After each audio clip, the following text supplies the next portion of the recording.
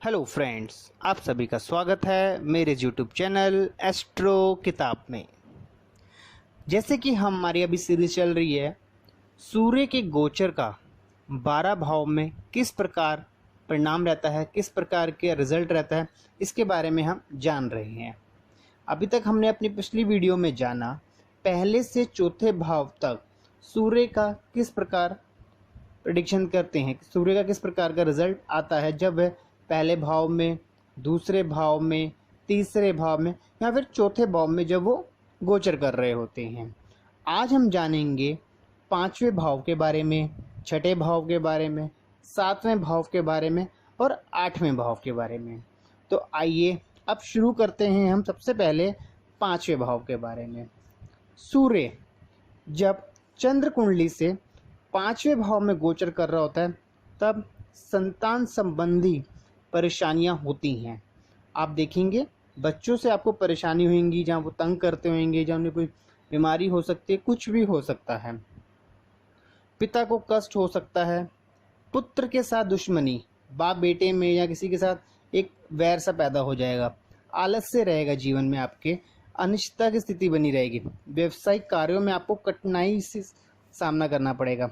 चिंता रहेगी आपको मन में, मानसिक अशांति बनी रहती है। विरोधियों का, शत्रुओं का कारण आपको परेशानियां बनी रहेंगी।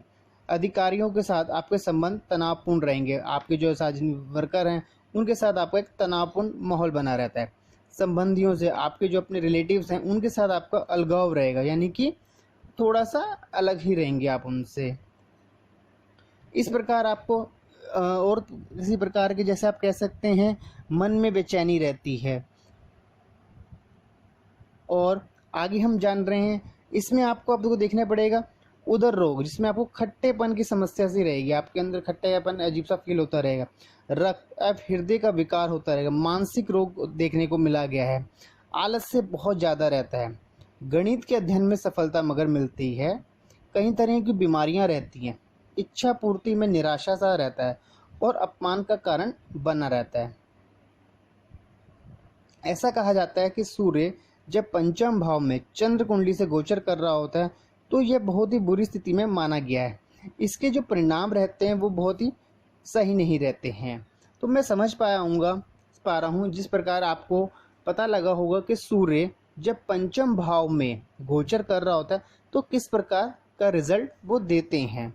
आप सब अपने, जिनको भी आपका जितना भी डेटा है, जो भी आप कुंडलियों पे आप अपनी प्रैक्टिस करते हैं, उस पर आप देखिए कि जिन जिन के उनमें सूर्य गोचर कर रहा है पंचम भाव में, क्या इस प्रकार का रिजल्ट दे रहा है।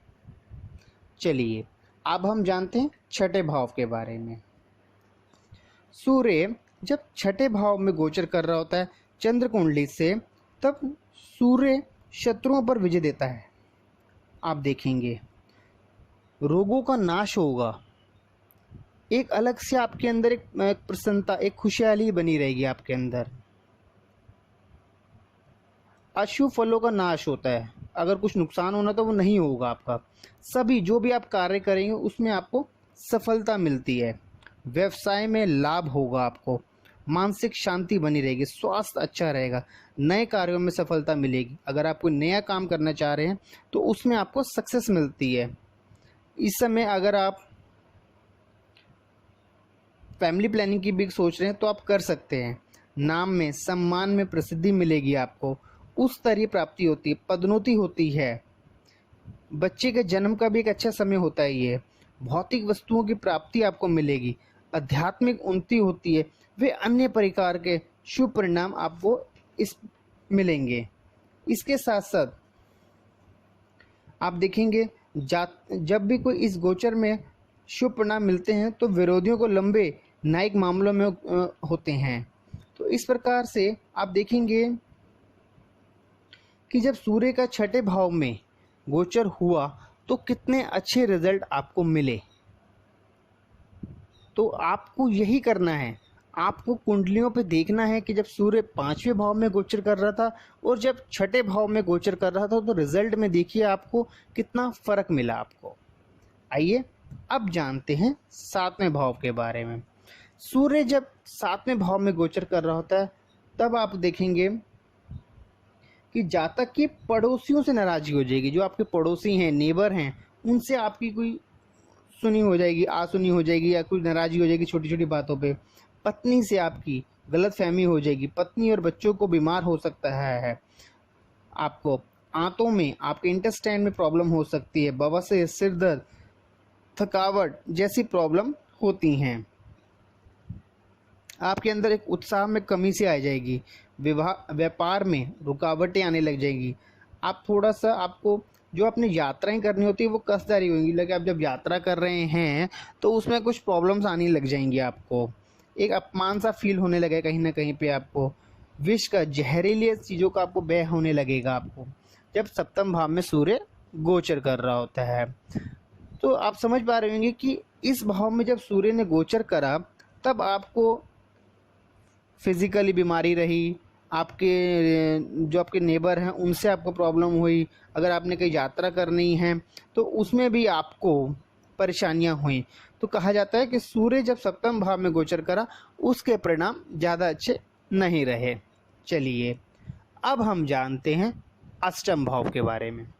सूर्य जब चंद्र राशि से अष्टम भाव में गोचर करता है तो हर किसी को अपनी पत्नी या पुत्र से किसी संबंधी हानि हो सकती है, किसी को अपनी वाइफ से या पुत्र से कोई ना कोई नुकसान हो सकता है, किसी न किसी शत्रुओं के साथ आपका झगड़ा हो सकेगा, कोई ना कोई शारीरिक पीड़ा होने लग जाएगी, आपको चिड़चिड़ाहटपन आपके अंदर रहेगी, आपके अंदर आ जाएगी, बवासीर, आंखों के रोग, लू लगने का खतरा बना रहता है अगर गर्मियों का सीजन होगा, उच्च रक्तचाप, हाई ब्लड प्रेशर ऐसा फील आपको होने लगेगा, बच्चों से परेशानी, पिता की मृत्यु या पिता को परेशानी हो सकती है, कष्टदायक यात्राएं भी हो सकती है, फिजूल खर्ची होना, सरकारी अधिकारियों से नाराजगी, मित्रों में झगड़ा, आपके आपसी दोस्तों से कोई ना किसी बात में झगड़ा होने लग जाएगा। तो आप देख रहे हैं इसमें जब सूर्य ने 8वें भाव में गोचर करा तो उसमें कई प्रकार का जो रिजल्ट है वो अच्छे नहीं आए।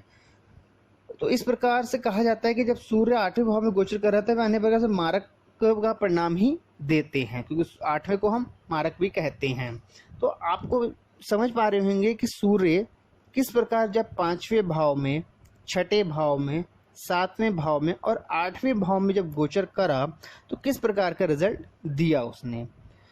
तो आपसे मेरी यही रिक्वेस्ट रहेगी हमेशा कि आप ज़्यादा से ज़्यादा कुंडलियों पे आप इसको लगाइए, आप चेक करिए कि देखिए कि अब सूर्य किसी की कुंडली में इस भाव में गोचर तो किस प्रकार से रिजल्ट देता है। इससे क्या होता है, आपके अंदर जो प्रेडिक्शन करने की होती है वो इंट्यूशन बढ़ता है, आपको ज़्यादा से ज़्यादा समझ में आने लगेगा जितनी ज़्यादा कुंडलियों पे आप प्रैक्टिस करेंगे। तो मैं आपसे उम्मीद करता हूँ और आपसे एक रिक्वेस्ट करता हूँ कि आपको अगर मेरी ये वीडियो पसंद आई होगी तो प्लीज़ मेरे इस चैनल को आप सब्सक्राइब कीजिए और शेयर कीजिए, जिससे आपको ज़्यादा से ज़्यादा ज्योतिष से जुड़ी जानकारियाँ समय समय पर मिलती रहेंगी। और मेरी इस वीडियो को देखने के लिए भी आपका बहुत बहुत धन्यवाद। राधे राधे।